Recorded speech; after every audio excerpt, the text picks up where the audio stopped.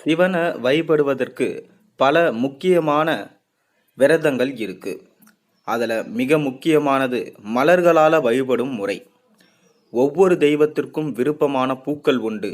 அந்த பூக்களால் வழிபடும் போது அவர்கள் மனம் குளிர்ந்து அருள் பாலிப்பார்கள் என்பது நம்பிக்கை. லட்சுமி தேவிக்கு தாமரை மலர் என்றால் விருப்பம். கண்ணனுக்கு துளசி உகந்ததாக கருதப்படுகிறது. விநாயகருக்கு அருகம்புல்லும் சிவபெருமானுக்கு பல மலர்கள் உகந்ததாக சொல்லப்படுகிறது. அதாவது முதல்ல வில்வ இலை வழிபாடு. வில்வ இலை இல்லாமல் சிவ வழிபாடு முழுமை பெறாது. புராணங்களின்படி லக்ஷ்மி தேவியின் வலது திருக்கரத்தில் இருந்துதான் வில்வ மரம் உருவாக்கப்பட்டது என சொல்லப்படுகிறது. சிவ வழிபாட்டில் வில்வ இலைகளை வைத்து பூஜித்தால் எல்லா பாக்கியங்களும் நமக்கு வந்து கிடைக்குமாம். தும்பைப்பூ வழிபாடு. சிவபெருமானை பிரார்த்தனை செய்ய தும்பைப்பூவை வைத்து வழிபடுவதால் நம்முடைய பாவங்கள் நீங்கும், மேலும் சிறப்பான பலன்கள் கிடைக்கும் எனவும் நம்பப்படுகிறது.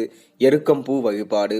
முன்ஜென்ம பாவங்களிலிருந்து விடுபட நினைப்பவர்கள் சிவபெருமானை எருக்க மலர் கொண்டு வழிபாடு செய்வார்கள். அதனுடன் உடல் மனம் ஆகிய இரண்டாலும் செய்த பாவங்களும் இந்த புவியின் சிவபெருமானை வழிபடும் போது மன்னிக்கப்படும் என்பது ஐதீகம்.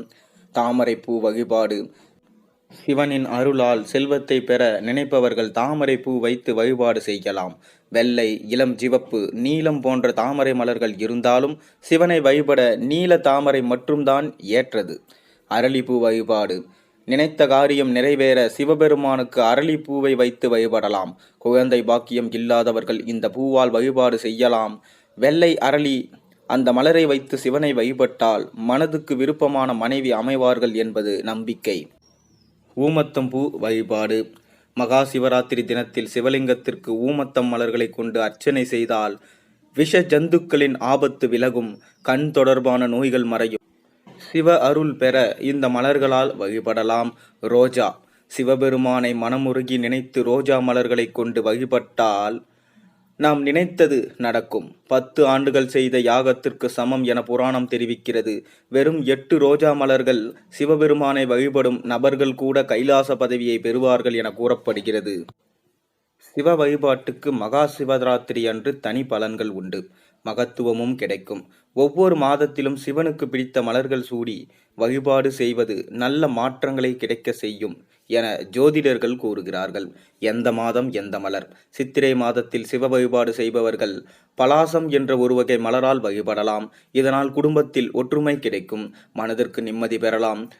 வைகாசியில் புன்னையும் ஆனியில் வெள்ளெருக்கமும் வைத்து சிவனுக்கு அர்ச்சித்து வழிபட்டால் உங்களுக்கு இருக்கும் கெட்ட எதிர்ப்புகள் விலகும். ஆடியில் அரளி சார்த்தி சிவனை வேண்டிக் கொண்டால் சிறப்பு. ஆவணியில் செண்பக மலர்களால் வழிபாடு செய்தால் கடன் தொல்லை நீங்கி வாழ்க்கை வளமாகும். புரட்டாசியில் கொன்றை மலர்களும் ஐப்பசியில் தும்பை பூக்களும் கொண்டு வழிபட்டால் தொழில் விருத்தி அடையும், உத்தியோகம் நல்ல முன்னேற்றம் காணும். கார்த்திகையில் கத்திரி பூவும் மார்கையில் பட்டி எனும் பூவும் சிவ வழிபாட்டுக்கு ஏற்றது. தையில் தாமரை மலர்தான் பூஜைக்கு ஏற்றது. அதை வைத்து அலங்கரிப்பதும் பிரார்த்தனை செய்து கொள்வதும் சிவனிடம் இருந்து மிகுந்த பலன்களை பெற்றுத்தரும். இதுதான் சிவனுக்கு உகந்த மலர்கள். நீங்களும் சிவபெருமானுக்கு பிடித்த இந்த மலர்களால் பூஜை செய்து உங்களுடைய பாவங்களையும் கர்ம வினையால் ஏற்பட்ட கஷ்டங்களையும் போக்கிக் கொள்ளுங்கள்.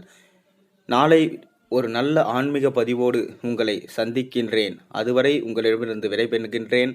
நன்றி, வணக்கம்.